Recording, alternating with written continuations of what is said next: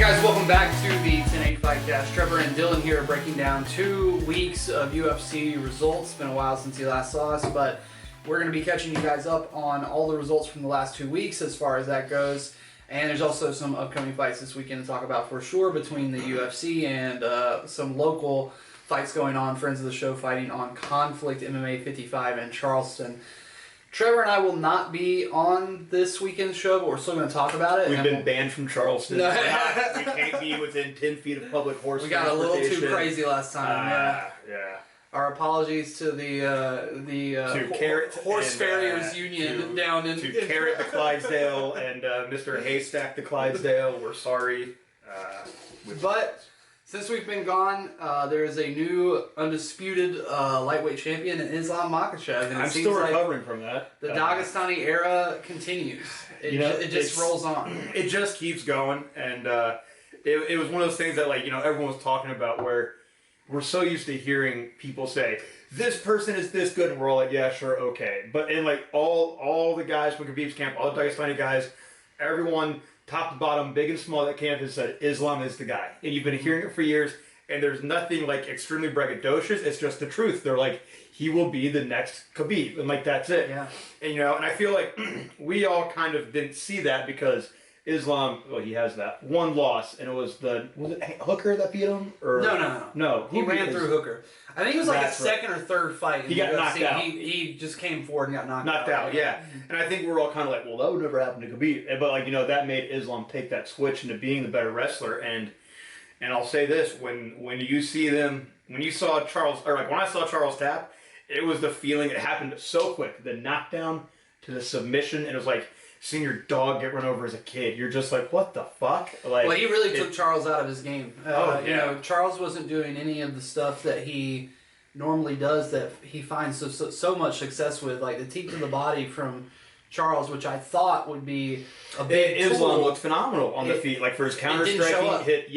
Well, Charles was so concerned about getting taken down, he didn't throw any kicks, and Islam can strike without fear, knowing that this guy's so scared of getting taken down by me that I can kind of do whatever I want. Yeah, it kind of makes me think about like a beehive. Yeah. Where you see the creatures that freak out about bees, they don't get the honey. Then you got the honey badger, and that motherfucker just sits in the beehive and eats that honey. And you could just see Islam when it looked like a little dog attacking a bigger dog. Islam's like, is this what you're trying to do? That's it. It's like that you're still doing the thing we thought you would do. And Islam almost looked disappointed, I'd say. Yeah, because I think he knew how fast this fight was going to be over. I was picking up on that vibe too, and I think that Charles just came out headhunting. He just came out and was like, I have to knock this guy out if I'm going to win this fight. There's being able to fight and knowing how to fight. Yeah. And Charles has the ability to fight, but Islam knows how to fight.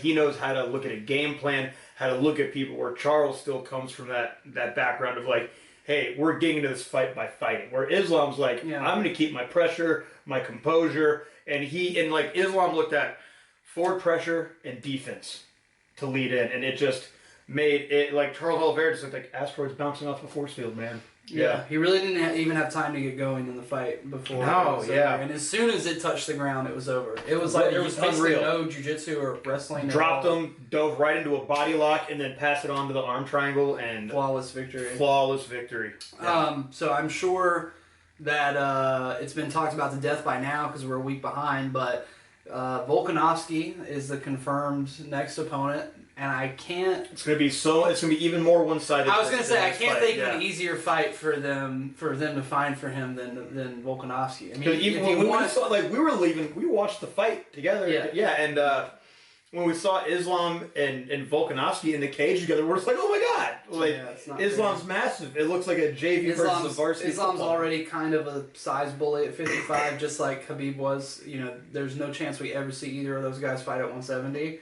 And now he's going to fight the 45 champ, who's kind of already undersized for 45 also.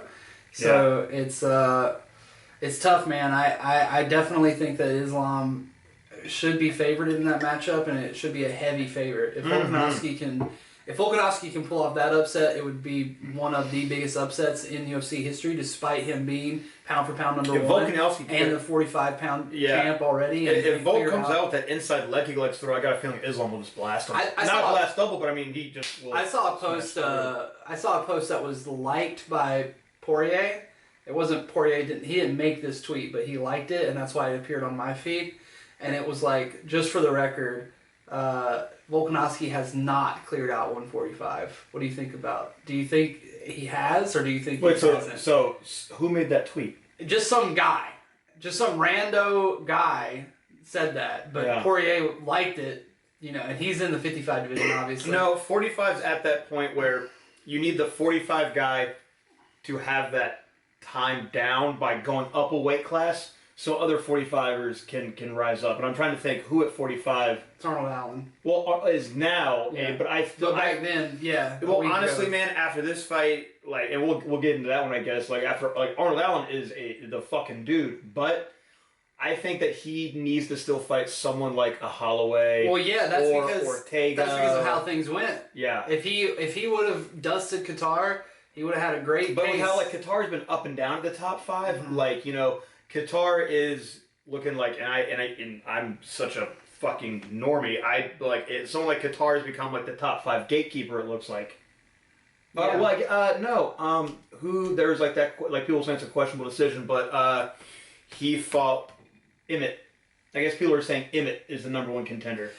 Yeah, Emmett versus Allen. Emmett versus Allen is a great. Or if Allen can take out an Ortega or Zombie. We'll talk about that a little bit more later. But yeah, I think Emmett versus Allen is the fight. He definitely has the top 5 cleared out, but not the entire division. The division cleared out when the 9 and 10, at light heavyweight, we saw the 9 and 10 trying to fight for the title, and Johnny's like, why? Come on. Emmett would have had a great case for the title shot had he won more dominantly against Qatar, had it not been a semi-controversial decision. That's like watching some boxing matches, and there's damage does go a long way. And this is one of those fights where you see Emmett's face was wrecked from the jab. He wasn't really visibly hurt, but Qatar was the one physically, you saw his entire body reacting to Emmett's power, and that's what people were swaying. Where you saw Emmett's face looked like a roast beef sandwich at the end of the fucking fight. That's one of those fights that should be taught in MMA judging school. Because when I was watching that fight live, I was like, I honestly cannot tell you who won any of these rounds. Mm-hmm. I mean, they were all, like you said, volume versus power, and you really have to be paying attention to each individual significant strike to get even a sense. Mm-hmm. And at the end of that fight, I was truly I don't know which way this cracks out. And honestly, I felt the same way at the end of the fight that you said was a robbery, which we'll get to when we get to this weekend's card. But there are just some times where I'm just this fight it just played out in a way where it definitely could go to either person, and it was just too close at the end. Normally, I love when it's conceivably 1-1 going into the third, because it usually, at the end of the Sean O'Malley-Yan fight, I felt pretty confident that Sean O'Malley had won that fight. It was even I think we both said we were all right, our first take is that we feel kind of Sean won that. Yeah, I mean, I felt we'll bounce over to the O'Malley fight real quick, and then we'll go back to talking about Aljamain and Dillashaw, since there wasn't really a fight. Man, TJ, come on, TJ feel just fucked up. TJ bungled this one, man. TJ bungled this one. The last time you hear something this bad happening was when Pacquiao fought Mayweather, and he was talking about, I came to this fight with one arm, and everyone's like, well, we want our money back for the pay-per-view, and it was a outcry because people were saying Pacquiao was the guy to beat Mayweather, and then when they heard that he came in with just a tear in his rotator cuff or AC joint, they're like, well, then you should have taken the fight, and Pacquiao's like, fuck you, I want to get $10 million, $20 million, and TJ Dillashaw, and they said his shoulder popped out something 20 times. God damn, bro, he's been gone for 2 years, so it's that money from owning Clean Juice is running a little thin. You got to pay the rent on Clean Juice's spots, and he just probably was hurting for certain for a check. he owns Clean Juices. He really does. Yeah. Oh, I thought that was a fucking joke. No. Oh, wow. He is at least, if he's not a franchise owner in the Denver area, he's an outright partner in the entire business. That's of hysterical. Clean Juice.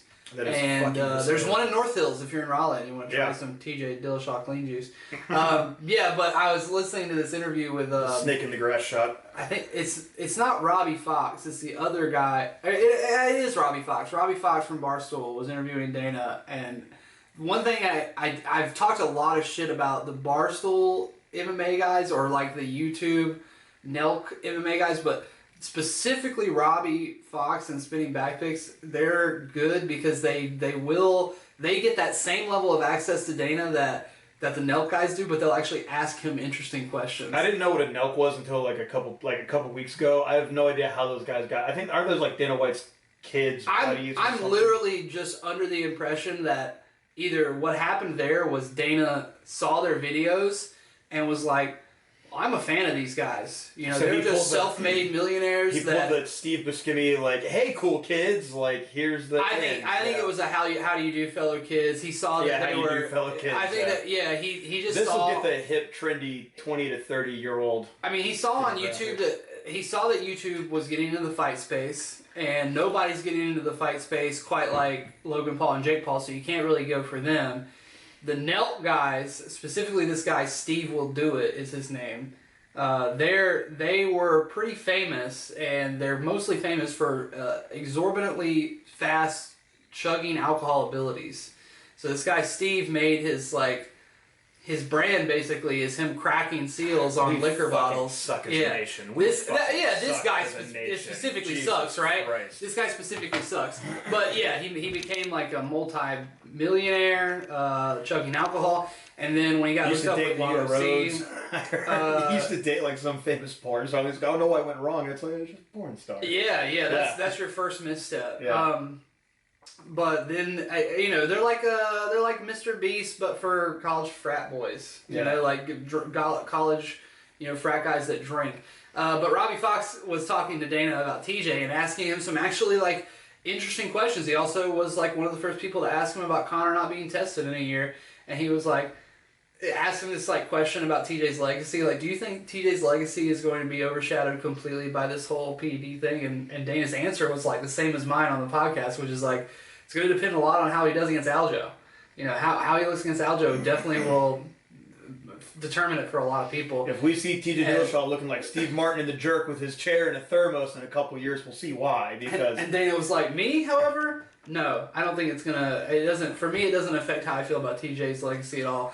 And I Robbie think just goes, well, don't you think it's just a little ironic that he owns a place called Clean Juice? And Dana just loses his shit because he's like, does he own a place called Clean Juice? Or are you joking with me? And I was like, no, he really does. Like, well, then yeah, that is ironic. Yeah. If you can make Dana kind of break the CEO character for a second and actually like get that stupid ass laugh out of him, like you've done something correctly. Yeah, but it was a fucking bummer to see how that. Like, I was really excited to see and TJ Dillashaw's movement, his footwork, his angles looked so sharp. But the first step off hook he throw, you could see his shoulder pop out, and you're just like, dude, no way. Aljo's like the most cursed champion of all time, but the curse is on his opponents. Yeah. Yeah. and a lot of people still point out there's something I've noticed where he really understands his role of getting to the backpack, and guys like Demetrius Johnson and it's been speculated. I think they've already announced that Henry Cejudo versus Sterling.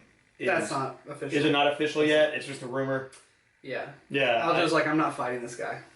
Good. Well, Cejudo would wreck his shit. Oh, I don't even Yeah. care about that. I don't even care But about no, the matchup. Aljo, he doesn't fight with a very good cadence. He looks like a football player trying to take a salsa class for the first time. As far as his striking, his outside movement, he does stuff, but just punching and kicking is not striking. Now, I'll tell you There's one thing. fighting with a cadence and a rhythm. He did figure out a little bit more in terms of the striking because he's figured out a way to simply not be standing in front of people. Yes, which is a big problem for him before. Yeah. Now he can actually effectively He uses striking switch stances to move around, but it's just to set up. He creates pauses to shoot.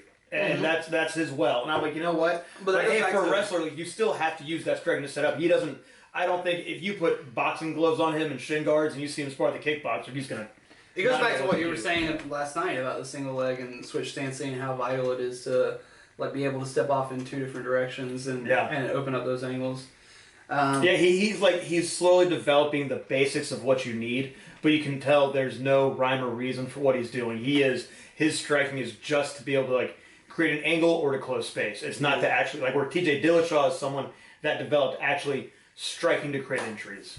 And man, I really like to try and root for Aljo, but yeah, you're right. That whole cursed title thing and he's the new king of cringe. I just can't really care about Aljo fights. Like it's great what he's doing. Like versus his backpack clinic on Jan is a great thing to study for MMA, I think. But like Aljo is a champion, he's gonna be one of those guys where it's like when he rides off into the sunset, everyone's gonna be like. It is tough to talk about this fight without taking something away from the performance from Aljo because it's not like he looked bad. No, not at all. I mean, I think that God, I would have loved to have seen a competitive fight between the two when they're both, healthy or whatever. Yeah, and I really think it would have been a great, I really can't see Aljo holding on to TJ's back. He's so good about maneuvering people off. I got him off of him with one arm a couple times. Yeah, a couple times. And I was like, wow, that's impressive. Like, that was the most impressive thing and what people are talking about is how TJ performed. They're not so much talking about Aljo winning. People are still talking about how TJ performed with a bad shoulder. Yeah. Yeah. For me, I don't know what they do with Aljo next. They obviously want Henry to fight because they see that as a big fight, but I think Aljo very wisely understands that Henry Cejudo is not a draw, and that I think more people buy pay-per-views to see Aljo lose than they do to support TJ. But I think that's what would make the fight bigger is Cejudo coming in to be the guy to beat Aljo. Like, that would get people's eyes on it because people don't like Cejudo.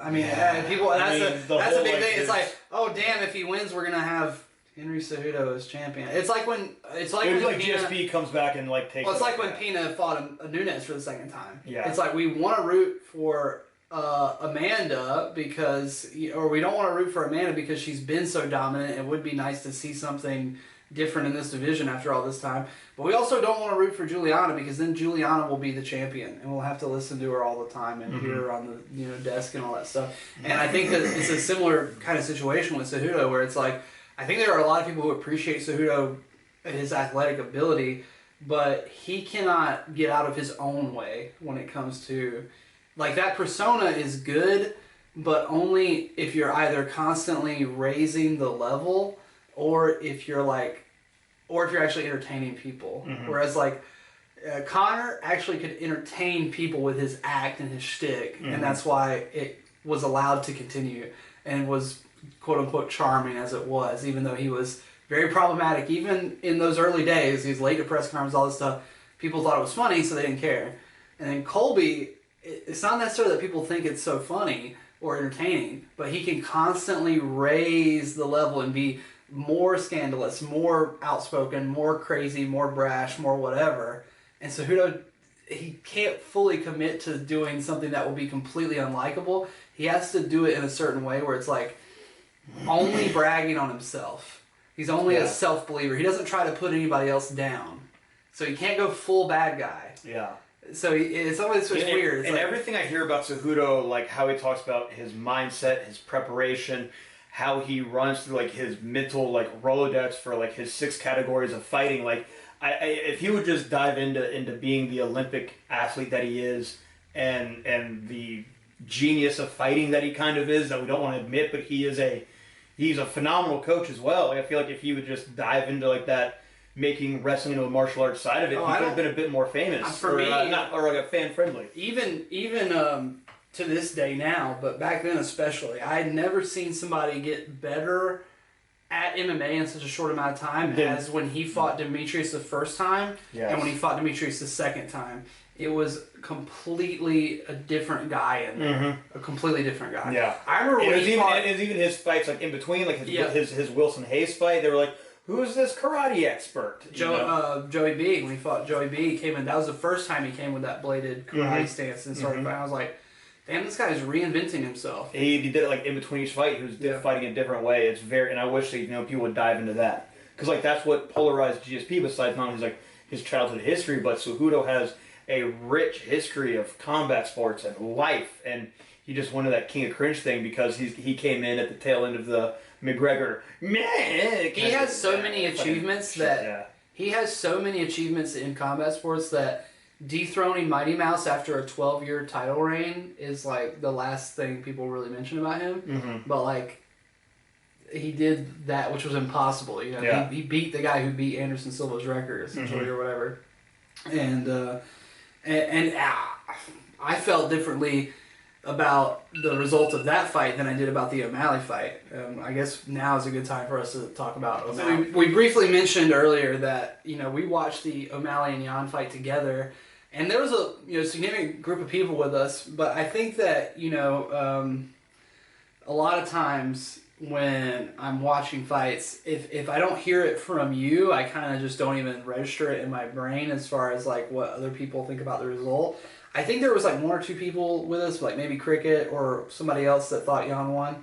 But at the end of the fight, when they were getting ready to raise, I mean, we were asking, like, people were asking, like, what do you think? I was like, it'll be a split decision, probably for O'Malley. Or, Yeah, we both were kind of very, like, on the agreement for that. I just felt like it was very clearly Jan's second round and very clearly O'Malley's third round. And it's like, how do you see this first round going? And for me, it was the striking differential. Jan didn't really do much with the takedowns that he did get, other than like kind of try to hold Sean. And Sean got up, and then at the very end of the round, he hit a sick duck under to the back take. Yeah. And to me, I know it's like, I know it's a little wishy-washy to say that like wrestling and takedowns don't matter as much in the rule set. And then to be like, oh, Sean won the first round because he hit a slick duck under and back take. But if that wouldn't have been in the last 10 seconds of the round, he would have been on Jan's back. Which we all know Jan, that's a problem area for him. And I don't think you have to be Aljamain Sterling to keep Jan's back. And I think that we saw that while Jan's wrestling is good, his groundwork is not great. Right. He can take people down take people down at the fence or even trip them in the open field, but he can only kind of stay on top of somebody by laying on them. If he tries to move or attack, they will get up. There's one thing you'll see about people that are lifelong strikers. They have great core compression, and like they don't have the best like know-how. They're kind of like, you know, they got like sea legs when they're actually trying to like pass guards like that. But when they do get to a good position like a side control, they know how to keep their core in control and just go, well, shit, I know this person can't move. Like, and I think that's what Jan, and you're right, that's what he relies on. And I think, you know, O'Malley was like just not having fucking any of it. I think that this has been the most talked about decision in a long time. Oh, absolutely. And you know, obviously, some of that has to do with who O'Malley is. And I just think that like a lot of people don't understand the rule set of MMA or like what the judges are supposed to be looking for. And when they do a show, the problem is that the sport is changing so much, and these guys like. But these unified rules have been in effect for 5 years. Yeah. But not every commission uses them. Not every commission uses them. That's what makes it really tough. But when they do a show in Abu Dhabi, there's no commission, which you would think means like there's more potential for the UFC to do shady shit, which I would agree that there is less oversight. So they kind of get to staff their own judges for this. They usually pick the best judges in the world to come out, to fly them out. And the two judges that had it for O'Malley, if you look at their track record, it's not like it was Sal D'Amato and Adelaide Byrd. These are two of the most consistent, best judges. What the judges are instructed to look for is significant striking being the main criteria. And you'll notice that, you know, I said 5 years ago is when the scoring criteria, it didn't change, it was just restructured. So, like, you can still score by having effective striking, effective grappling, effective K control, but now there's a dichotomy of what is more valuable than the other. Notice what I said 5 years ago. What was going on 5 years ago? Well, Khabib was coming up. And I think the UFC and the people who have influence in these spheres of changing rule sets and stuff like that, they saw that on the horizon there was going to be a very wrestling-heavy dominance in MMA, and they simply made grappling harder to score with as a result of that. So it wasn't really a problem with Khabib because Khabib never really laid on people. He always was trying to finish motherfuckers. Right. And Islam is the exact same way. But the rule set is now, unlike 5 years ago, it is now specifically catered to if you have a round where it's kind of close, but one guy strikes more. He got taken down twice, but he was only controlled for a minute and he got up.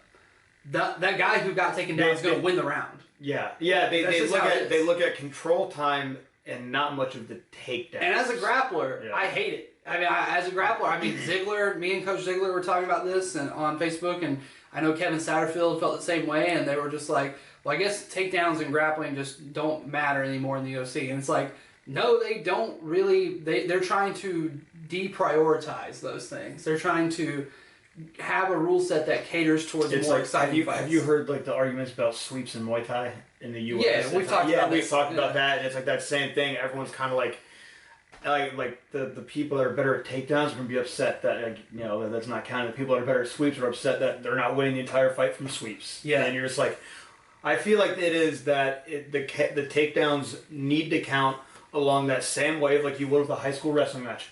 How much control from the initial takedown and how long that person stayed.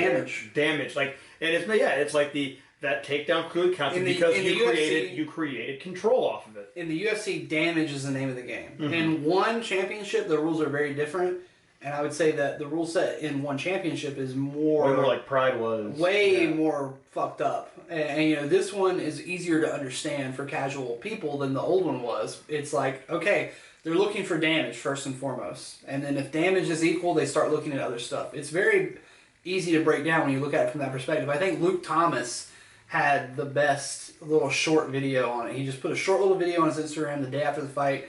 And he's like, here's why Sean O'Malley versus Jan wasn't a robbery. And I definitely, when a fight is that close, I don't ever like to use the term robbery. Because I definitely could have seen the judges scoring. Because Josh was here and I was like, it's Abu Dhabi. They might give it to Jan. They might just give it to Jan because of whatever X, Y, Z or reason. It's close enough to give it to Jan if they saw that first round for him.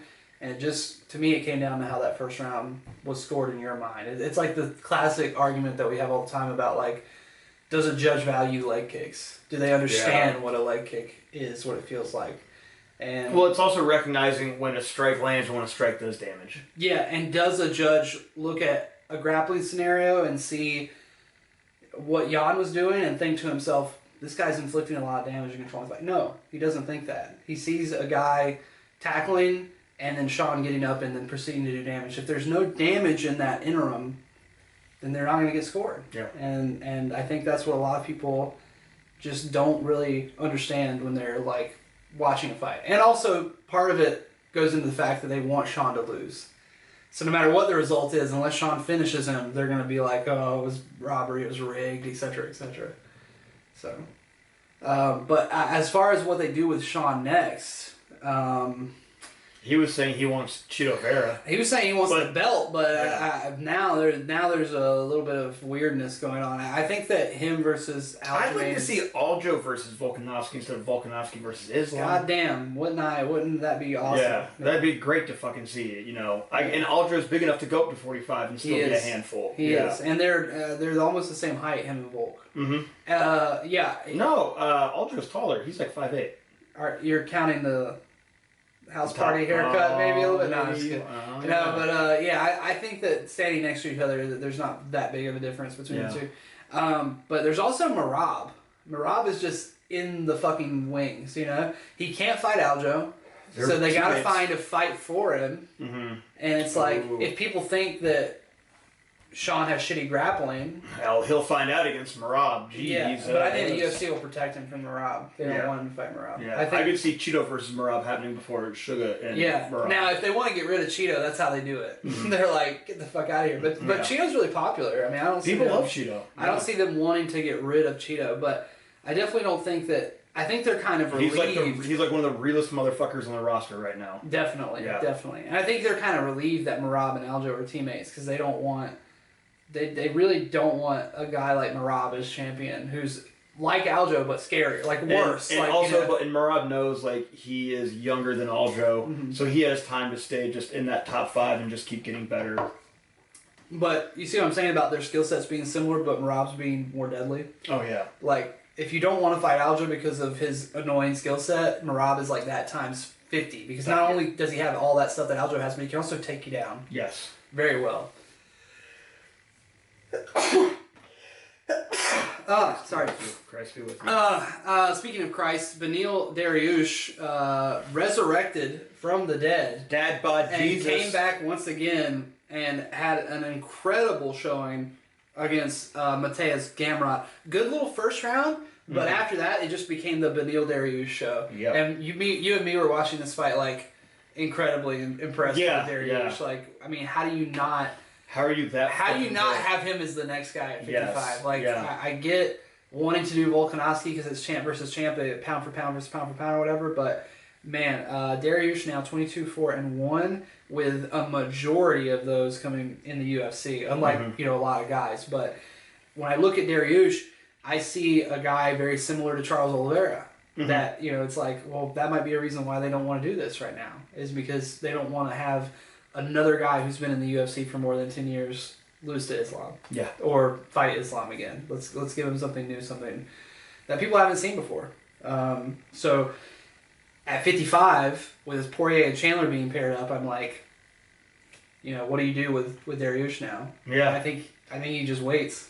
Because they're more likely to give a title shot to the winner of Chandler Poirier than they are to Dariush right now, That sucks. which sucks. I think Dariush should try to be the backup for Islam Volk and just get 100%. paid. Just get paid to show up, But yeah, the Chandler Poirier fight is really going to be, if it's like a stinker, then Dariush is definitely the guy. And if it's not, and one of them looks really good, then I don't see a situation where Dariush gets the title shot, but maybe he can get them. Maybe he can get the winner, especially if this Islam Volk fight is going to take a while to materialize, because they haven't even booked a date in Australia yet, as far as I know. And with Chandler and Poirier, I see Poirier beating Chandler, but I see Chandler being the bigger problem for Islam. Interesting. Yeah. Just because of the wrestling? Like, he's a little bit better? His legs and his height in wrestling and his hands, like, he has better angles and strikes for Islam. Like, Islam, he fights on a grid, but not with angles, and Chandler will fight at better angles. So Poirier will just stand in front with his boxing, so he's way more open to Islam's offense. Chandler, I could see being a bit more well-rounded, using his punches, kicks, and power. His power is something that you have to respect. It doesn't matter who you are. Along with his upper body wrestling. Do I see Islam beating Chandler? Yes. But I see Chandler just being a bit more of a difficult problem to solve. And not by much. It's like, it's like a math problem. Like, now it's like there's the parentheses in there. Poirier is a bit more of a... I think that when you think about an Islam fighting anybody, you have to ask yourself, did Khabib already fight this person? And if the answer is yes, you can imagine the fight will go very similarly, right? Yes, yeah. So I think that, Chandler versus Khabib is something we never got. So by default, to me, it's a little bit more interesting than Poirier. Yeah. And like, I really want to root, like, that's one of those fights. Poirier came closer to beating Khabib than anybody, in my opinion. That guillotine did have some bite to it. I always talk about how shitty guillotines cost guys world championships, and that's definitely a good example of that. But I think that was one instance where it was actually, the bite was on before Poirier fell back, and normally it's like guys are like, well, I've got his neck and the bite will come on as I fall down. And that just never happens. Yeah. Like, nobody who's good at jiu-jitsu actually thinks like that. But anyway, I'm not even going to talk about the Caitlin Chukagi and Fiorutt fight. Just a big stinker. As far as the prelims go, Bilal versus Sean Brady was cool. Kind of a parking lot brawl compared to Bilal's usual get down, but good for fucking him. I thought that's the best him, Bilal's look, and he made someone like Sean Brady look like he shouldn't have been in that. Yeah, I mean, it looked like two guys standing in front of each other throwing jab crosses, and one guy got tired before the other one. So it was a little bit sloppy, but we know that Bilal doesn't have to fight like that to win. So it's the fact that he decided to take the fucking fight to this guy who's 15-0 before that. The Ozdemir and Krylov fight was a fun fight. I missed this. Did you miss that? Yeah, I messaged you something Toro about you were like, it's everything I wanted. Yeah, it was everything you wanted. Like old school Ozdemir showed up and you're like, he's back! He's back! And the second round came around and I'm like, he's tired! He's out of time! It was a really fun fight. If you get the chance to go back and watch it, you'd enjoy it. Krylov is someone that is always impressing me. Do I see him being... He's so young that I see him fighting for the title 3 times and not getting it. Yeah, that's Like someone like Krylov is like one of those guys where a favor. he's goddamn good, but look, it's just like there's that X factor above 85 that you have to really have. I mean, at that level, you definitely have to have the stuff. Because mistakes, Nikita has enough of the stuff to be at the top, but mistakes matter more as the weight goes Yeah, up, right? yeah. The strikes become more punishing, the submissions become stronger, the Mhm. the grapplers that you're grappling against become physically Yeah. mightier. So I mean, yeah, Krylov's gets so good and so young that I can see him like fighting for the title 3 times and not having it. yeah, especially in 205, where Yeah. you win like 2 or 3 fights in a row against a guy like that, and you're definitely fighting for the belt. Yeah. And it's in a weird spot right now because obviously Jiri and Glover are going to fight again. So you got to think that now that he's beat Ozdemir and he's in the top 10, you could reasonably expect to fight a guy who's 4 or higher. Or, Mhm. you know, it's not it's not unheard of in that division Yeah. to have a fast come up. And then anyone else with a very Dagestani name won. So on to That's last week's card, yeah. Yeah. So I actually didn't really watch the prelims at all. I think that I saw the finish on the Arlovsky fight, and I saw the finish on the Park Jong fight. That's the Iron Turtle. Iron Turtle looks good. Yeah, he looks great. Yeah. Silently becoming one of the best Korean fighters in UFC history. Kind of climbing his way up there now. And Chase Hooper just got Chase the Hooper worst fucking one-sided beating. That looked like a stepdad attacking his kid for taking the car out. Yeah, Steve Like, Garcia Jesus quite actually Christ. literally looked like a stepdad. Yeah, I was yeah. like, what the fuck? It's like Ferris Bueller's Day Off. Like the car goes out the window. Like that's what we didn't see in the Yeah. behind the scenes. The thing about Yeah. jiu-jitsu guys is that they have to learn how to take people down. Yeah. You know, jiu-jitsu specialists always look really good outside the UFC, and even depending on what division you're in, for a certain amount of time in the UFC, you're a sense basically. And Chase Hooper finally hit that wall. That happens in this game where you get to a point where guys don't just like fall into your guard anymore. Mhm. They don't just like, you know, they're not so scared of the jiu-jitsu that when you tap them, they just kind of fall over. You know, they're He's fucking- young enough to fight once or twice a year to just focus on getting better. I think right now is what he needs to do for the next like 2 or 3 years. Only fight once a year. Yeah, definitely. Did you see the Phil Hawes Roman Dolidze fight? Okay, first off, can I just say I keep becoming a bigger and bigger fan of Roman Dolidze. He's awesome. He is not only an awesome fighter. His personality. Did you rule, hear yeah. about He's such a cool the bonus he won in his last fight? What he did? He opened a bakery with it. Yeah. And I'm like, and I talk about this in class, and I'm like, He's from Georgia, right? yeah, Georgia. Like the most dangerous motherfuckers you will meet love baked goods and baking stuff in their free time. Like when you see guys that knock people the fuck out, and it's like, oh, he likes making baked treats. Yeah, he's a dangerous motherfucker. Like that is some psychopath shit. Like it is sunshine, rainbows, All and of murder. the measurements must Like, be exactly precise. Yeah, and but man, Phil Hawes and Roman Dolidze. Phil Hawes is a tank. Roman Dolidze hit such a slick ankle lock that the ref, the ref saw the knee pop out, but like it wasn't even. It's because it was such a non-technique. Yeah. It was such a. It wasn't even really a toe holder. It was he literally just grabbed his fucking leg the and position pulled it. presented itself Yeah. where like the way Phil Hawes was pulling out, it kind of made it worse. Oh you yeah, know? definitely. And you see, but look, here's the thing though, is that Dolidze felt it stopped, so he just went, oh my bad, and the referee just went, yo dude, he didn't tap. And Phil Hawes is like, yeah, you're right, I didn't tap. Oh shit. Like he had deer legs after that. And like it was one of those things, like I was on the edge of the couch and I'm like, oh my god, ref, please stop this. Like please don't let this keep going. But Dolidze tried to give him the door. and He was trying to give him the then he hit him with the fucking door 3 times and delivered one of the, like, it was a knockout that made me just sit there and like it.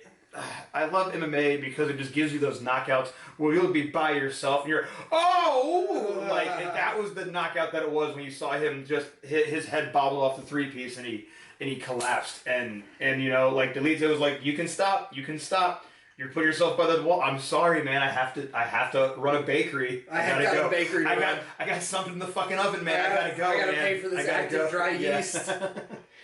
Man, that was rough. Yeah. So kids, please, like, if your knee and kids, like, if you feel something pop in a It fight. just happened last night in the gym. Like it literally just happened last night. What happened? When I was telling you about Trevor and Joe going in that MMR roll happening again.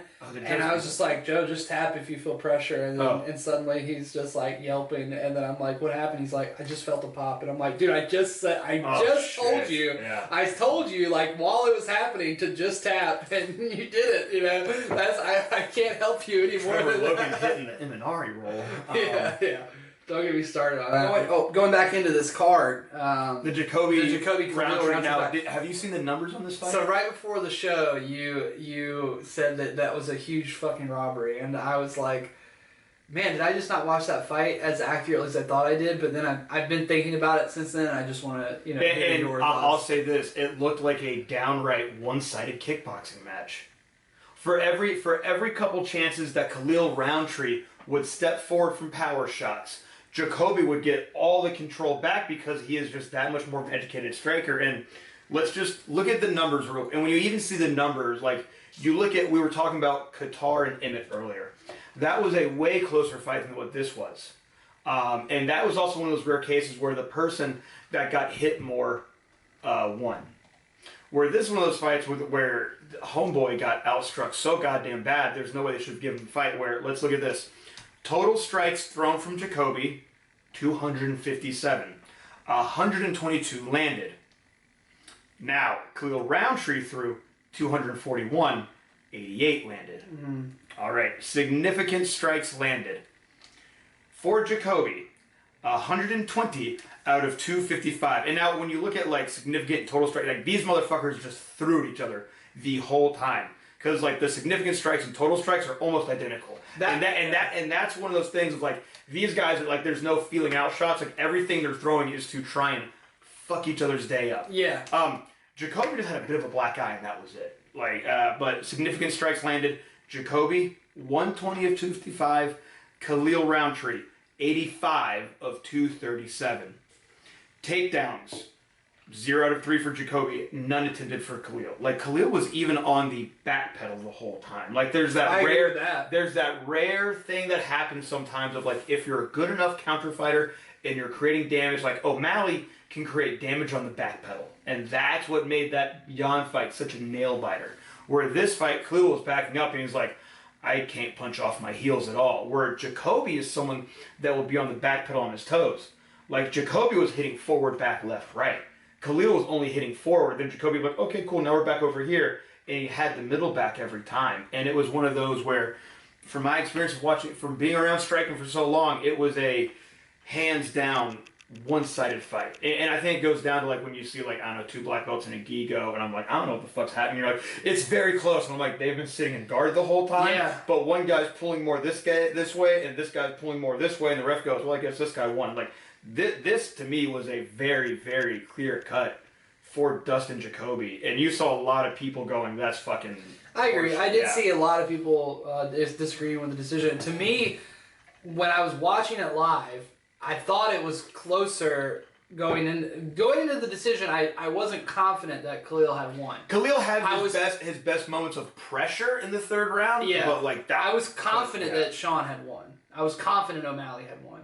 Yeah. I was not confident at all that Khalil had won. Yeah. But I gave him the first and the third round. And I'll tell you why. I just felt that because of the fact that they were throwing so much, it can make the fight appear closer than it is. Absolutely. Even if one guy is landing more, if there's not those pauses or those moments in the action where one person is clearly winning versus the other, it's not as easy for the average person or even an educated judge, I would imagine, to parse those things, because we've been cage side before at fights where we're looking at something in the cage because we're ringside, so we're right there, and then something happens on the other side of the body, and we can't look at the monitor fast enough to see it happen, right? So it's one of those things where I always think about like, oh, it probably looks a lot different when you're there, but in this particular fight, there was just so much volume that it's like, I definitely could see this fight. It was like the longest 15-minute fight that I've seen. As far as the numerical breakdowns go, I definitely think that those come out after a decision like this. But it was even like when I saw in my head, I was like, I could see Khalil trying to hit him, but you could just see Khalil's head was just bouncing around. And where Jacoby, like, look, Khalil, when there's also a difference in how the shots are absorbed. I was about to say that. Yeah, but I was and- about to say and- that in favor of Khalil. Yeah, and no, I saw way worse. So I saw way worse composure from Khalil. He had visible frustration on his face. Homeboy, like, I love Khalil's message, but the dude looked like he was frustrated, like a kid that just dropped his fucking ice cream at the park. yeah, when it came to the headshots, Like, and he when was you definitely see, getting like, worse. and it was, and like Jacoby being such a, like, now a kickboxing veteran from Factory X, you could see that when Khalil's best shots were there, Jacoby was not trying to give a power shot back. He would give 3 back and move with it. And that's what would make Khalil just so frustrated. That made him lose so much confidence. Where it's like, you could see Khalil kind of counting himself out of that fight going into the second and third. Like he looked like he was in I disbelief. when his definitely hand got agree raised. about the Yeah. second. I think the second round's very handily Jacoby's. Yeah, And I thought the first to was me, too. the first is about. Obviously, I thought in the headshots, Khalil was getting the worst of it. But when it came to the power that Khalil was generating was to the legs. Leg kicks, yeah. And a few to the body too. He switched a few to the body, but I think the thing that kind of makes it seem more dramatic than it is the fact that there's these big flurries where there's 3 or 4 hits happening. And most of them are landing Jacoby up top, right? Mm-hmm. But then at the end of the exchange, You'll on the see- exit, you'll Khalil see throws coming a to a big body leg kick kick and or a leg big body kick and kick, stuff and like it that. pauses the action for Yeah. just a moment. Yeah. And it kind of creates this impression in your head like, oh, he just won that exchange. Yeah, you even can though count he it- just got fucking hit 3 times. Exactly. Yeah, and it's like, in a Muay Thai fight, like kicks will count more, but it's also in those pauses, you also see Khalil might hit that body kick, but he's using that to take a step back. So yeah. And that also sways drastically because then Jacoby was like still ahead in the exchanges. I Like, agree. it's- I think the low kick is the most undervalued strike in MMA, like whether it's a calf kick or a regular kick. So when this decision came out and it was in favor of Khalil, I was like, oh, we got some judges that like leg kicks in the house tonight. And then later on, we'll talk about in 2 fights that was proven to be not the case at all. Exactly. Exactly. Yeah. That was proven. But anyway, Trayshawn Gore getting back in the win column. Really rough first round. We love guys from the Southeast, especially guys like Trayshawn that are like homegrown from I've seen. the I was Southeast. there for Trey Sean's very first amateur fight, and he was just like Fight Lab, right? No, it was Warfare. Warfare, yeah. Yeah, he's originally out of Shane Briggs' gym, Legion, in the Myrtle Beach area. And now he's with Lima Top Team. the Lima Yeah. Top Team, and Saif. Safe Saud. Saif Sayud, thank you. Yeah, I was like, oh, I butchered that name. Out of Fortis. But Trey Sean, man, like he's had the hardest time getting fights around here because, like, even I remember watching him fight and at 18 years old, just throwing a grown man around, and I went, oh, he's a problem. And Shane Briggs, who has even coached guys like Josh Williams from scratch and a lot of like outstanding local fighters, have been like, this kid's a problem, and he will go somewhere. And Trey Sean, he's had the hardest time finding fights in the Southeast. Yeah. He's just very loyal. Well, He has family in the area. A lot of people don't want to fight him, first of all. Yeah, Like, a lot I of don't people- blame him. And And then you have 4 fights and you make it to the UFC, and now you're having to fight the best in the world. yeah, but I Yeah. mean that's kind of how he packaged himself, and also kind of how he was packaged by NFC and a lot of the promotions he fought for. Like, oh, this guy's a world beater. He's just not on the big stage yet. And I felt like when he lost to Brian, that was one of those losses where it's like, well, Brian didn't get lucky. He systematically picked you apart with like that an was an extremely amazing fight. an extremely high level game plan. So that's the kind of loss that you take, and you're like, Well, that's also Tom Ziegler. He's been watching Of course, Trayshawn of Gore course. since like Yeah. Trayshawn Gore's first I mean, fight. we talk about it every time one of their fighters has a fight coming up or whatever, but the game plan and the fight IQ from that corner is what won Brian that fight more than anything Yeah. besides Brian himself. And I would say that, like, that's the kind of loss that you take and you're like, okay, there's some holes in my game that were discovered by some coach that nobody besides Trevor and Dylan really know about in the Southeast, and Gokor Chavichian, of course. But, like, unless you really follow MMA in the Southeast very closely, you probably don't know who Tom Ziegler is. I mean, Yeah. maybe Trey Sean does, but it's one of those things where it's like, okay, if somebody like that was able to figure out my game, then definitely the Javier Mendez's of the world or the John Kavanaughs of the world are going to watch my tape and instantly know how to fucking deal with my shit. Absolutely. So I was thinking, he'll come into this one a little bit different. And then when I saw his opponent at the weigh-ins, like, towering over him, I was like, okay, this is not good, because this is a middleweight fight Trayshawn's already Trayshawn a was little losing the body lock exchange. He's already a little small for middleweight Yeah. height wise. He's a very like dense man. He's so thick. Yeah, and his opponent's now tall for a middleweight, like Izzy size, right? I was like, this is gonna be tough for him to get in. And in the first round, he was getting in, but losing the body lock exchange. Yeah, he just couldn't get his way over. Yeah, I was sitting there going like, oh my god, I can't believe I'm watching Trayshawn get ragdolled in tight like this by a skinny guy. Yeah, and then at the end of the first round, I DM'd you. I was like, God, Trayshawn is just trash. But man, it's like I know that Trayshawn has left talent, but like he looked fucking exhausted at the end of the first round. I was really worried about that. It was interesting. You watch him go back to that fucking corner. He sits down. He has some water, and he gets back up, and it's like you didn't even know he was tired. It's the last minute. Like the first four is fine. The last minute's always problems, and then he recharges really well. But coming out into that second round, obviously the submission came on very fast. Yeah, it was so immediately. Trayshawn made him take a bad shot. Bulldog schoolyard. Like, I think it's the bulldog choke, like the backwards guillotine kind of thing. Is that what it's called? Dragon sleeper is what I've always heard it called. What the fuck? Yeah, that's the first I've heard. I've always called it like I've always heard people call it like the bull. No, I think the bulldog is still front. Yeah. So if you're behind them like this, because this was like a guillotine, but then the guy almost got out. Or if like let's say you're over somebody's back and you reach forward and do it like this way. That's either called an executioner, a texecutioner, or a dragon sleeper. There's three different names for it. The dragon sleeper is the catch wrestling name. I've heard of the texecutioner. Texecutioner is a jiu-jitsu name for it. Did Tex Johnson come up with that one? No. I think some other guy who has Tex in his nickname or Texas in his nickname was famous for hitting the executioner on people, so it became more well known as a texecutioner. But yeah, the first I've heard the Dragon Sleeper. Dragon Sleeper is. I think I heard that from Josh Barnett the first time. Wow. Okay. Yeah. Well, that sounds like a Josh Barnett fucking name. I'm pretty sure that's because Ricky the Dragon Steamboat used to put people in that, and like it would be a show move, like a work basically. Right. But if you actually just turn it a little bit, but anyway. Friend had a crazy escape option idea, which was to try to like wall run Prince of Persia style. And it just did not go well. And that can work if you're like, ooh, I'm going to have a crazy athletic movement and get out of this jiu-jitsu situation.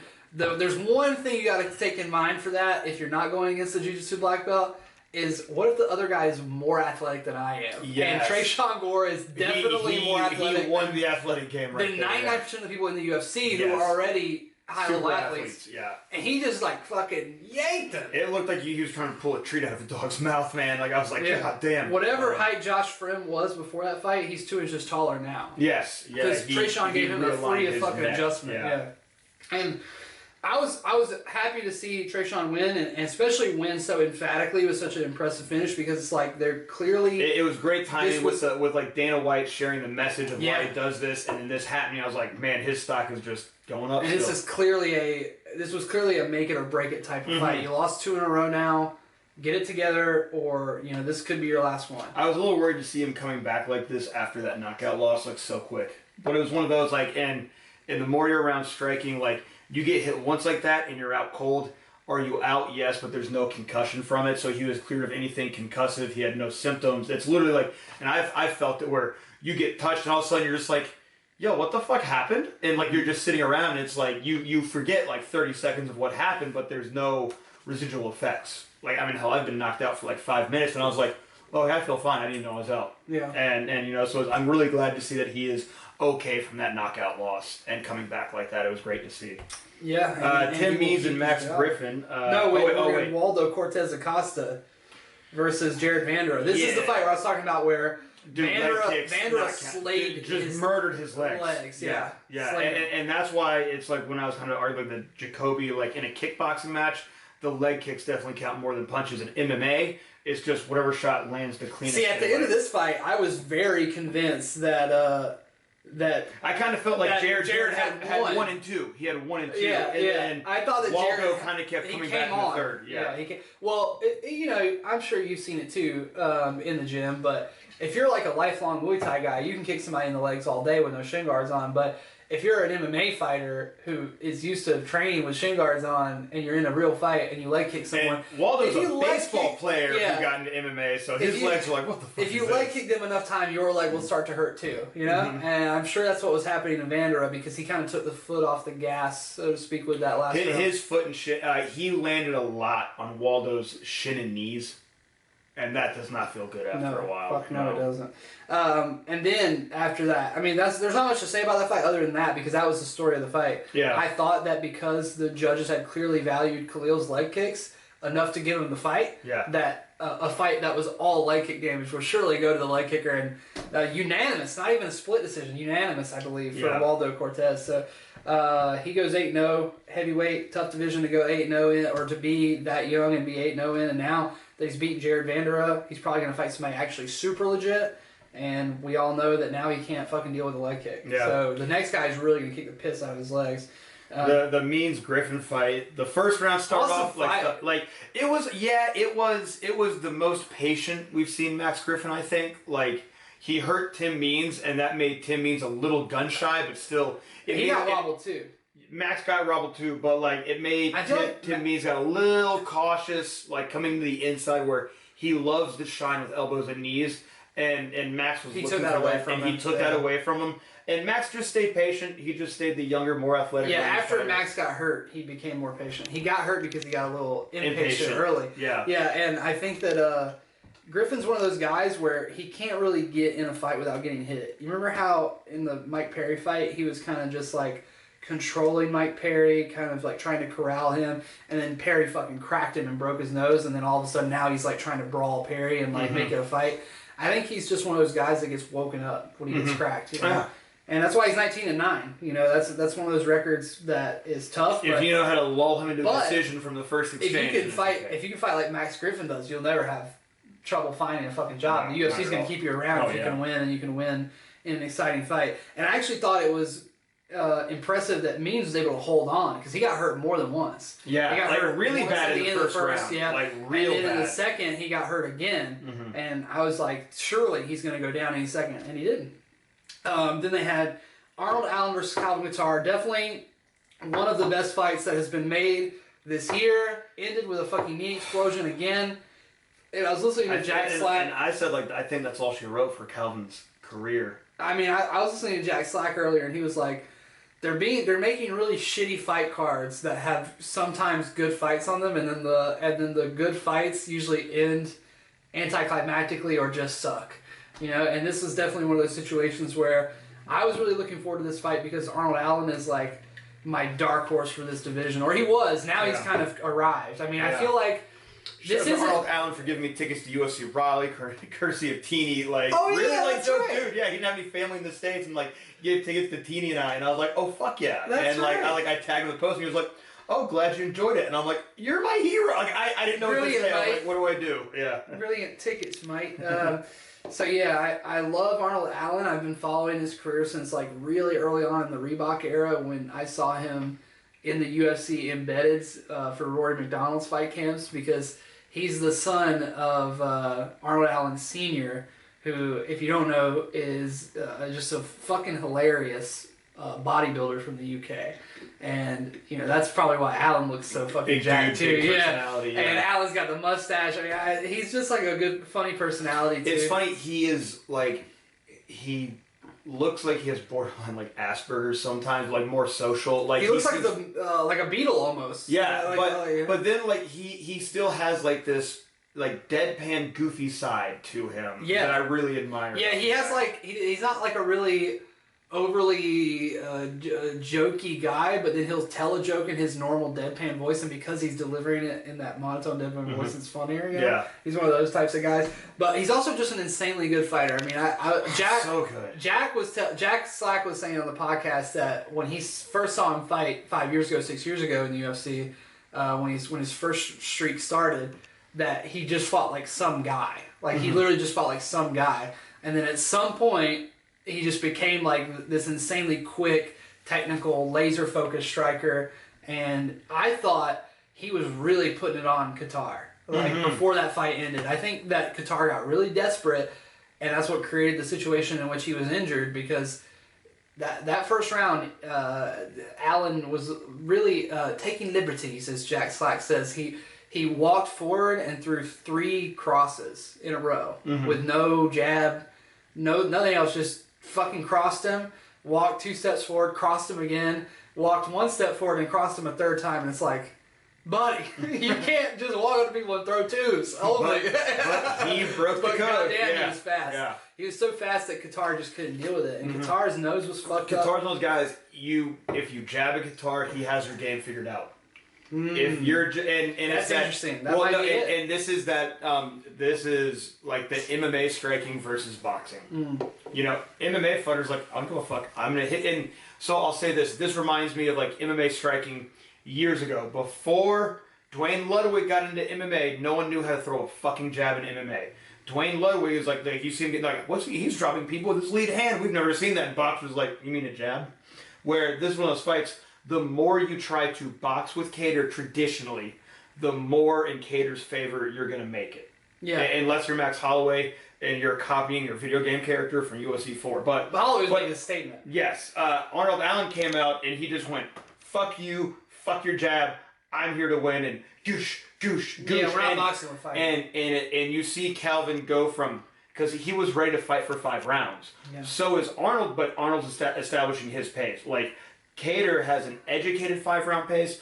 Arnold's like, this is my first time going 5 rounds. And he just came out, he's like, I'm ready to throw this cross for 5 rounds. Let's fucking go. Kattar's also been in the... that really definitely threw his in those rhythm off the comfort voluminous zone. wars, right? Yes. Like, Emmett's got a lot of power, but I think Arnold's even more powerful. And it's like, you can't allow him to land like that for 5 rounds, or you're just going to get put away. Yeah. Like, and Qatar's already taken a shitload of damage. He's taken 15 rounds of hard damage in very hard fights, one in which he arguably won, but most of which he was on the receiving end of a lot of volume. I mean, they were saying that it's an interesting stat, but he has been in the UFC for 4 years, right?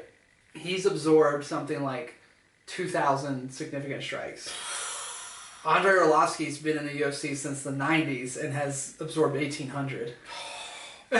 So, I mean, I don't know. There's ways you can look at that and break it down to make it less dramatic. Obviously, he's featherweight, so the volume's higher. man. Maybe half of those came from just Max Holloway. Yeah. So, I mean, it's not really a fair I really comparison. think about 700 or 800 of those came from Max Holloway. I would definitely. But yeah, Arnold Allen, you could see the look on Calvin Kattar's face where he was having a hard time figuring out in his head of the cadence he needed to be into, because he was really ready for an educated first round, and that's why he threw that desperate jump knee and fucked up his night for himself. Fucked up his year.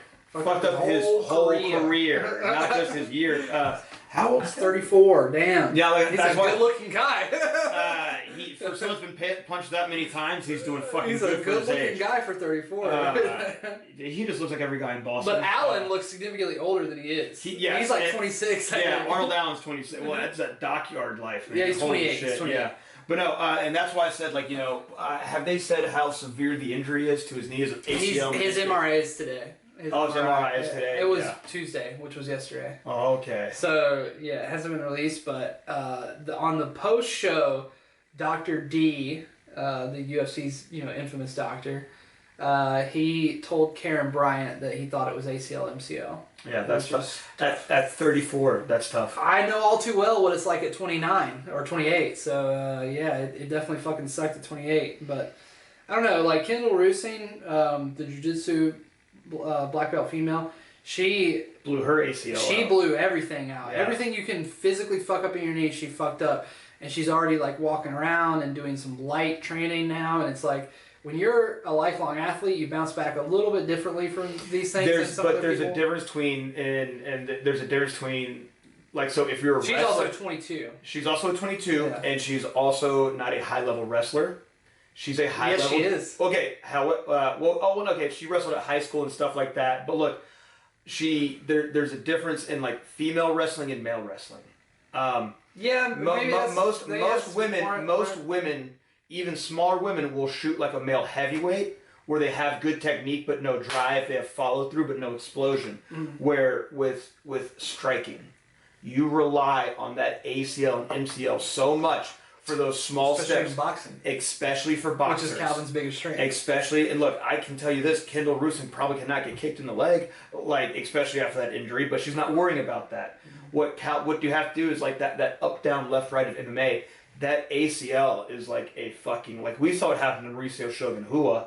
He was never the same after his ACLs, and he also never recovered properly, and it happened to him younger as well. But with Calvin Kattar, relying on those small steps, relying on his ability to absorb strikes, and to deliver and step off, like a big part of your game is going to have to change, and he doesn't have the grappling pedigree to change his fight path, you know. Kendall Roosing, like, look, she is going to be able to still tie up with females and upper body wrestle and stuff like that.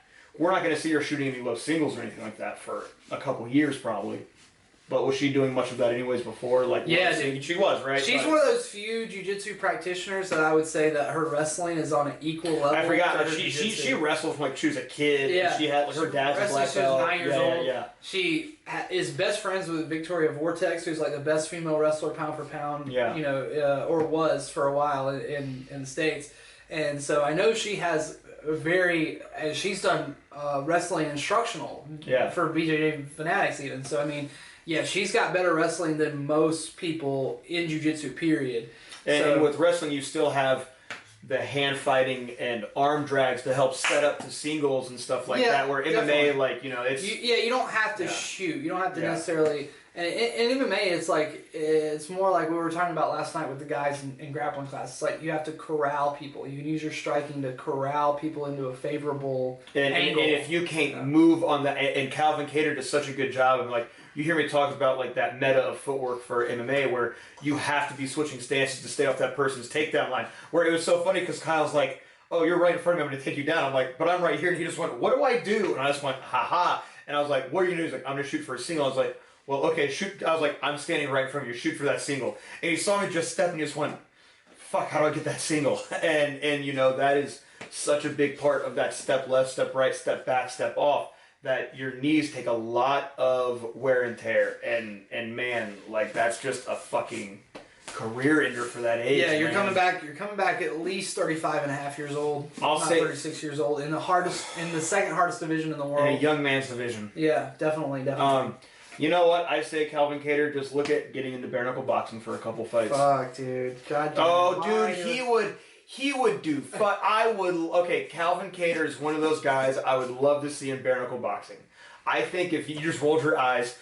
I don't want to see anybody in bare knuckle boxing. I don't want to see you in bare knuckle boxing. I would. I'm too much of a pussy to do bare knuckle boxing. I don't want to see Deontay Wilder bare knuckle box or Tyson Fury. But no, like I think Calvin Kattar is one of those few guys that is legitimately built. I think he's like a time traveler from an 1800s bare knuckle boxing family. I changed my mind. There's one person I want to see bare knuckle box, Ryan Garcia. I just think it would be funny. I think it's too like he's a great technical boxer, but I don't think he has the grit for like. I just think it would be funny to see him punch somebody 20 times in a second with no gloves on. Yeah. But no, I really kind of feel like Calvin Kattar is one of those guys that would excel at bare knuckle boxing, man. Yeah, I mean, obviously because he's an actually good boxer. You know, the thing about particularly BKFC's rule set is it's a middle ground between boxing and MMA that doesn't exist in other sports. And he's a good MMA boxer, and I think those guys are better off going into bare knuckle than boxers are. Pure boxers are, right? Mm-hmm. Anyway, this weekend there's a pretty shitty card. I think they had a good idea for this card by making the. They tried to make Mitchell America versus Russia. Yeah, Mitchell versus Evelev. But that's the problem with making these like super main event heavy fight night cards is the main event falls off, and then it feels like most people look at the card and they're like, I don't even want to watch this shit. Even though there's some decent fights on it, of course. Yeah, like Neil Magny, Daniel Rodriguez. Does nothing for the division, but that'll be a fun fight to watch. Does something for me, but not for the division for sure. Mark Madsen, one of the greatest wrestlers to ever get into MMA. He's very under the radar for like for casuals. Who he is, yeah. Swedish royalty for wrestling. He fought in like KSW. I always like seeing him fight. He kind of reminds me of like what MMA was like a decade and a half ago, but he's keeping up with like that kind of high level pedigree, wrestling focused. Miranda Maverick's on the card. Miranda Maverick is on the card. Chase Sherman has gone from heavyweight to light heavyweight to middleweight back to heavyweight. Yeah, weird career. Yeah, fighting Josh Parisian. Nathan Manis. That's a very fair heavyweight matchup. Does nothing for rankings. That's kind of like a loser goes fight, I feel. Definitely. Like Sherman's kind of wore out his welcome in the UFC. Marina Rodriguez, I like watching her fight. For someone like she's actually deceptively like older than she puts off, I think. They're both 35. Yeah, she's 35, but looks like she's so baby faced. Yeah. Marina Rodriguez, I really like watching her long style. Like, she's one of those fighters, like, she has a really deep Muay Thai shell, and that helps make her strike so much longer, and it really adds into, like, seeing her shoulders where they're at over her feet for her step-off angles and strikes. I like watching her fight. This was originally the fight that was supposed to close the prelims of 280. And then, because of Mitchell and Evila falling off, they moved this to the main event of a fight night. And it's just like, damn, it doesn't quite feel like a main event of a fight night, but, you know, hopefully it's a good fight. I like Rodriguez. It just kind of keeps our palate wet for 281. That's true, yeah, and obviously we're going to have another big show for 281. It's a nice little card. And, oh, yeah, shit, that's Poirier Chandler. We were just talking about that, dude. Yeah. I'm so, like, caught up on, it's Frankie Edgar's retirement. Man, yeah, I'm so caught up, like, my guys getting ready for fights and our guys getting ready for Sambo, and like, because I got like kickboxing matches coming up like every month, and we got some studs getting ready for Sambo and shit, man. That group last night on the mats, I was like, this is a fucking rad group to get ready for fights. Oh, like, yeah, those wrestlers definitely. we have in there, yeah. Definitely. Other than that, guys, the only thing going on this weekend is... Holy shit, what a great fucking... I can't wait to talk about 281. This is the first time I've really gotten to look at the whole card. Yeah, it's nice. It's nice. It might work out better than 280 at least. I think so, yeah. So, yeah, other than that, this weekend, guys, Charleston, South Carolina, Conflict MMA 55 going down. You can obviously check it out on pay-per-view. I believe our friend Sam the Panda will be on the call with an undisclosed female fighter commentator guest. I don't know. I literally don't know who it's going to be. But taking place at the same place as usual, downtown in the festival hall. Some interesting matchups on this one. Friend of the show, Colin Godbout, coming back for his second pro MMA fight. Wendy Anunson defending her belt, Kevin Nguyen. Well, yeah, I like that matchup. She's like, if you have not seen Lanisha, I was about to call her Shorty, but I was like, that's her nickname. She-Hulk fight, man, she's got some fucking flatline knockouts, but she's real rusty, and she's never enjoyed doing jiu-jitsu. Yeah, Wendy's a beast at jiu-jitsu. Yeah, I remember they had She-Hulk out at a Conflict, like, and they interviewed her in the cage, and I was like, damn, I haven't seen her in a while. And then I saw her on this fight poster versus Wendy, and I was like, ooh, yeah, ooh, buddy. Friends of the show, Chris Gonzo Gonzalez fighting, and Cheyenne Kokar also fighting MMA. Kokar is up against a guy who's 2-2. Cheyenne's 2-1 with that one draw. And Gonzalez got his first win at UBG a couple weeks ago. Hunter's got a title fight against the guy that Cheyenne went to a draw with. Oh, yeah. That'll be a good fight. I think Hunter's going to kick that. I think so, too. Yeah. Kevin Schroeder also fighting on this card. He's on the Conflict card? What? I saw he has a fight coming up in January. Maybe they haven't removed it from this. I don't think they've removed it from this mock card that they've sent. Okay. But yeah, I remember him saying that fell out as well. Unfortunate. But I know Kevin Schroeder's been... I fucking love Kevin, man. He's been getting ready for a fight for like 2 years. And, he had a fight scheduled for Fight For It. I think the last fight he fought was for Fight For It, and I think we commentated it. But yeah, he had a fight for Fight For It that fell out, and a couple other things that fell out. But, like Gonzalez, like Gonzo, he's one of those guys that you look at and you're like, damn, he's got an 0-3 record or whatever it is. You're like, can't be that good. And you see video of him training, you see video of him like actually fighting, and you're like, how's this guy 0-3? And it's just crazy that, that's just how MMA is. Some guys I tell people, like, I love cornering kickboxing matches, so I can always kind of read where that fight's going. Even, like, and if it's going wrong, I know how to dictate it from going to, like, the right way back in. Like, MMA has so many goddamn fucking X factors and things going on. It's such a low level of control. I think with, like, Chris Gonzo, it's just like that. When all those problems are presented in front of you, you can see him kind of trying to look at too many things at once. Yeah, Yeah. definitely. He's undefeated in boxing though. He's picked up like over 2 Golden Glove titles, I believe, and stuff like that. Yeah. Yeah. Gonzo's definitely a freak athlete. He's one of those guys who you literally have to tell him to train less. Yeah. His problem is that he'll just train too much. Mm-hmm. Very, very rare thing to find in a fighter. If he doesn't have, not that I'm saying he doesn't have talent, but I'm saying that if he didn't have an ounce of talent, his hard work would more than compensate for that. But he has talent and hard work, which is a rare combination. And it's even more rare to find a guy like that who's 0-3, but then you look at some of the people he's fought and what they've done since then, and it's like, oh, okay, well, this makes sense. You know, it's a strength of schedule type of thing. But yeah, wishing the best for all those guys in their upcoming fights. We'll probably talk about some results if we can get a staff stream. I think we still have enough goodwill with Jared to get a little stream code for ourselves, hopefully. But we will happily discuss those results, and maybe we'll have Cheyenne back on next week to talk about UFC 281. We'll see. I definitely would like to have guests on for those pay-per-view cards. That was really fun. We did that with Trevor for sure. So until next time, guys, that's it for Trevor and Dylan at the 1080 Fightcast. Until next week, enjoy yourselves and the fights.